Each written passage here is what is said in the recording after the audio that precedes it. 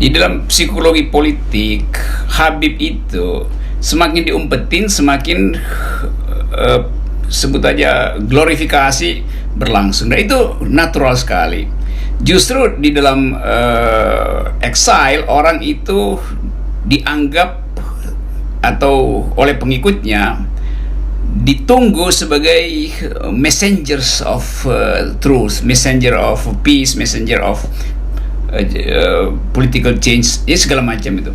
Jadi konsep itu yang saya kira mulai disadari oleh pemerintah, bahwa semakin Habib Rizik disingkirkan, semakin orang menumpuk energi untuk membawa dia pulang itu.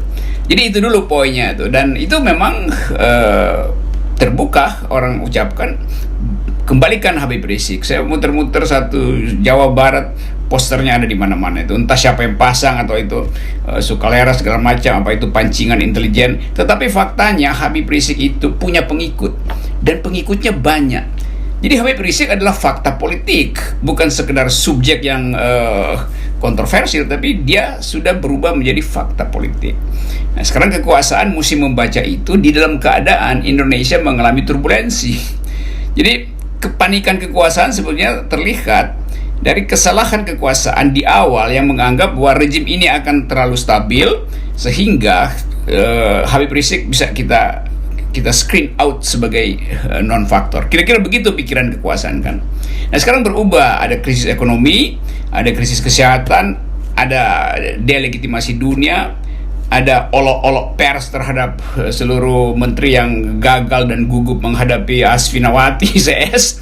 Jadi keadaan itu adalah faktual di dalam negeri kita, dan karena itu orang makin berharap supaya Habib Rizik itu memimpin perubahan atau menghasilkan ide alternatif. Jadi itu soal biasa di dalam psikologi sosial manusia. Nah, yang luar biasa adalah kegugupan istana. Statement Pak Mahfud MD seperti biasa menganggap bahwa itu nggak penting, apa mau pulang silahkan. Jadi kelihatan bahwa ketidakmampuan mengolah isu ini akan cross cut, akan menempel lalu bersilang dengan keadaan real negeri ini yang morat-marit secara ekonomi, secara keamanan, hukum.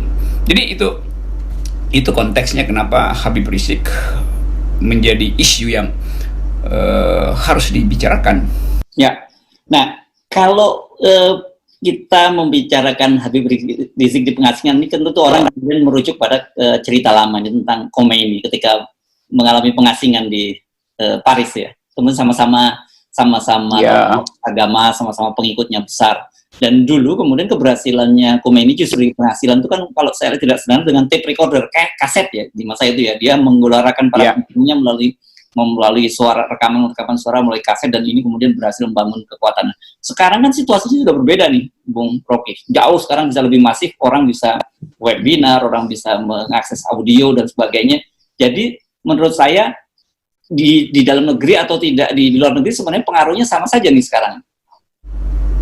Sama, jadi tetap secara real time orang bisa akses Habib Rizik. Itu beda dengan era Khomeini. Khomeini mesti mengungsi di Paris dan mempersiapkan revolusi dari situ. Lalu pemanasannya dikirim kaset-kaset, diterjemahkan dalam banyak bahasa, sehingga orang merasa bahwa akan tiba dia datang gitu. Nah, psikologi itu juga ada pada Habib Rizik tuh. Tetapi perbedaannya, Habib Rizik dengan cepat bisa mengakses keadaan di dalam negeri kita. Lalu dia bikin webinar, kasih pidato virtual, kasih ceramah, kasih tausiah segala macam itu. Jadi keadaan kita betul-betul terhubung sebetulnya dengan keinginan untuk melihat Habib Rizik itu kembali. Jadi istilah kembali itu adalah istilah yang sekarang menjadi sangat politis. Sebab orang akan bertanya, begitu dia tiba di Bandara Soekarno-Hatta, apa yang akan terjadi itu? Itu yang nggak bisa dihitung oleh kekuasaan hari ini.